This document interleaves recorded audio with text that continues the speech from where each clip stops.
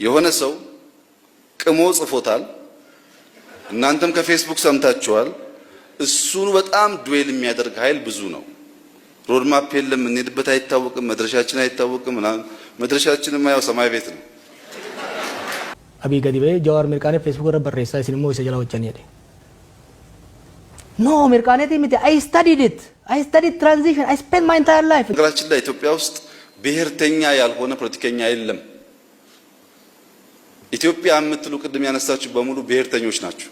በምን ሂሳብ መሰላችሁ? ብሔርተኛ አይደለውም ሲል የራሱን ሰፈር እያወደሰ ያንተን ሰፈር እያቋሸሸ ነው እንጂ የትኛው ነው ኢትዮጵያዊ በኢትዮጵያዊነት በዜግነት የሚያምን ሰው ለምን ትግራይ ያኮረፈች ብሎ ትግራይ ሄዶ እንደዚህ አይነት ፓናል የፈጠረው ማን አለ? የሮሳኒት ሎሊ አንጀራ ትግራይ ወጂ ሎሊ ጎደማ ጅራ ኦሮሚያ ከሰት ሎሊ ጎደማ ጅራ ሄላ ጀራና መሪ ቢለሰት ትላይና ሜዱራ ቀዌን ሰገሌ ቀዌ ያዳበቱ ነገ ያቡፍኑ ሰምቦደ መሪደን ቢየተና በራራ ከራት ዴፍና የኔ ኢትዮጵያ ውስጥ ከፍተኛ የፖለቲካ ስብራቶች አሉ፣ በብዙ የሚገለጹ ሜጀር ተብለው ቢነሱ ጥሩ የሚሆኑ አንደኛው ህሊና ቢስ መሆን፣ ጭራሽ ማገናዘብ ማስተዋል የሚባል ነገር የሌለበት የራሱ ኪስ የደለበ እንደሆነ ሰው ሞተ አልሞተ እሱ ከተወደሰና ከሰማይ ከነካ ብዙዎች ረገፉ አልረገፉ ደንታ የሌለው አዋቂ የተሰባሰበበት ህሊና የሌለው ስብስብ የበዛበት ነው አንዱ ስብራት።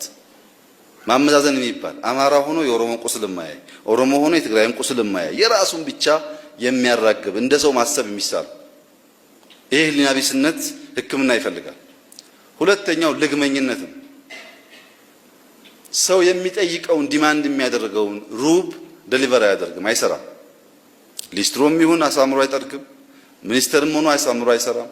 ግን ይጠይቃል። ዲማንዱ ብዙ ነው። አሁን በጋዜጠኝነት በሶሻል ሚዲያ በብዙ አንስታችኋል። ማን ነው የሚያደርገው? እሱ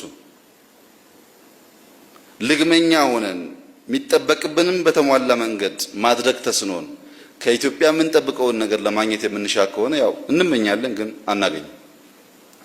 ዴዲኬትድ መሆን ያስፈልጋል።